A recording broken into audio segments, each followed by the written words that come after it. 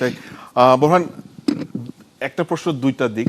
প্রথম প্রশ্ন হচ্ছে, আপনি যেহেতু ইসি কভার করেন এবং আমাদের আলোচনা এসছে এবং সাধারণ মানুষও বলছে যে এক ধরনের নিরাপত্তার শঙ্কা রয়েছে, সেটি যদি চ্যালেঞ্জটা মিট করতে চায়, আসলে ইসি কতটুকু সক্ষম, এটি একটি আপনার কাছে প্রশ্ন। কিংবা আপনি কি মনে করছেন তাদের সাথে, যদিও 10 লক্ষ আইন শৃঙ্খলা বাহিনীর সদস্যরা থাকবেন বলছেন। দ্বিতীয় প্রশ্ন হচ্ছে গিয়ে, যারা পর্যবেক্ষক আসছে তাদের সাথে কি আপনার কথা বলার সুযোগ হয়েছে কিনা, তারা কোন কোন জায়গা দেখছে? জি, ধন্যবাদ হাসিব।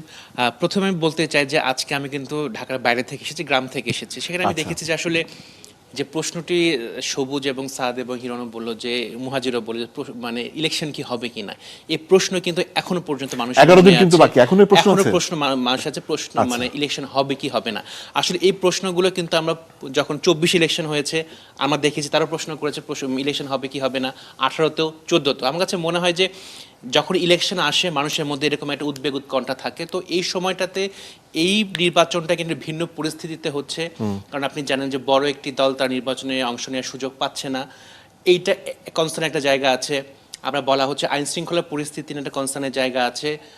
সব কিছু মিলে প্রচারণার পরে শেরপুরে যে ঘটনাটা ঘটেছে, একজন প্রার্থী অথবা একজন একটি দলের সমর্থক তিনি নিহত হয়েছেন। তো সব কিছু মিলে এখনো শঙ্কা আছে ভোট হবে কি হবে না। কিন্তু নির্বাচন কমিশনের প্রস্তুতি, একই সাথে আমাদের রাজনৈতিক দল যে প্রচারণা চালাচ্ছেন তাদের যে প্রস্তুতি, পর্যবেক্ষক যে তারা কিন্তু অলরেডি আসা শুরু করেছেন, সব কিছু মিলে আমরা এতটুকু বলতে পারি যে আসলে ভোট হচ্ছে।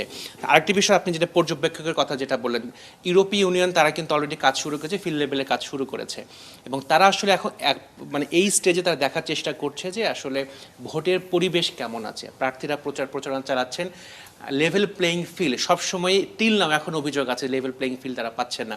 বিএনপিও যেরকম বলছে, জামাতও বলছে, এনসিপিও বলছে, প্রত্যেকটা পার্টির এবং প্রত্যেকটা প্রার্থী কিন্তু বলছে লেভেল প্লেইং ফিল্ড নেই। তো এই জায়গাটা একটা সংকটের জায়গা আছে। একটা বিষয় হচ্ছে হলো নির্বাচন কমিশন কতটুকু প্রস্তুত আসলে। নির্বাচন কমিশন আসলে আইনগতভাবে তারা বলছে প্রস্তুত, কিন্তু মাঠের বাস্তবতা যদি আমরা বলি, নির্বাচন আচরণ বিধিমালা যে কথাটা বলি সেটা কিন্তু প্রতিনিয়ত লঙ্ঘন হচ্ছে। তো সেই জায়গাতে নির্বাচন কমিশন কতটুকু অ্যাগ্রেসিভলি সেগুলো অ্যাড্রেস করছেন এবং মিনিমাইজ করার চেষ্টা করছেন, সেটা কিন্তু নিয়ে প্রশ্ন থেকে যায়। আচ্ছা, আপনি যেহেতু রাজশাহী এলাকায় গিয়েছিলেন, সেখানকার ভোটের মাঠে কি অবস্থা? আমি মূলত উত্তরবঙ্গে 5টি জেলা প্রোগ্রামটা করেছি, এবং ওখানে কিন্তু আসলে 5টি জেলা 5টি ডাইমেনশনে কিন্তু আসলে জিনিসগুলো হয়েছে। আমি যদি বগুড়া এবং সিরাজগঞ্জের কথা বলি, সেখানে অন্যতম একটা কনসার্নের জায়গা হচ্ছে হলো নদী ভাঙন এবং চর এলাকাতে মানে access to health, access to education, access to যে আপনার যে অন্যান্য সুবিধা, মানুষের মৌলিক অধিকার, মৌলিক চাহিদা যেটা আছে, সেটা নিয়ে কিন্তু একেবারে কনসার্ন। কিন্তু আমাদের উন্নয়নগুলো হয় কি টপ টু বটম হয়, কিন্তু বটম টু টপ অ্যাপ্রোচে আমরাগুলো আসি না।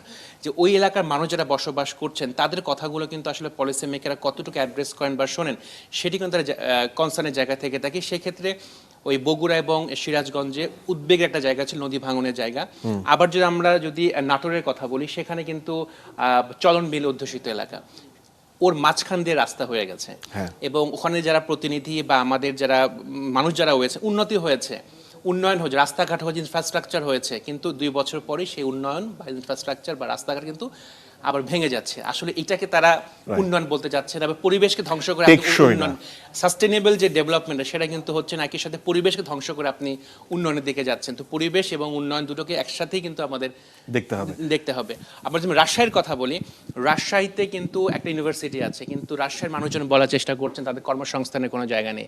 এত বড় একটা ইউনিভার্সিটি, বিভাগীয় শহর, কিন্তু কর্মসংস্থানের যে জায়গাটা, এক্সেসটা তারা পাচ্ছে না। তারা লেখাপড়া করছেন, তাদেরকে বাইরে যেতে হচ্ছে। উত্তরবঙ্গকে বলা হচ্ছে হলো কৃষি অধ্যুষিত অঞ্চল, কিন্তু ওই জায়গাতে কৃষি বিশ্ববিদ্যালয় অথবা কৃষি ইনস্টিটিউট অথবা কোল্ড স্টোরেজ অথবা কৃষিকে প্রাধান্য দিয়ে কিন্তু সেরকম কোনো প্ল্যান তৈরি হয় না।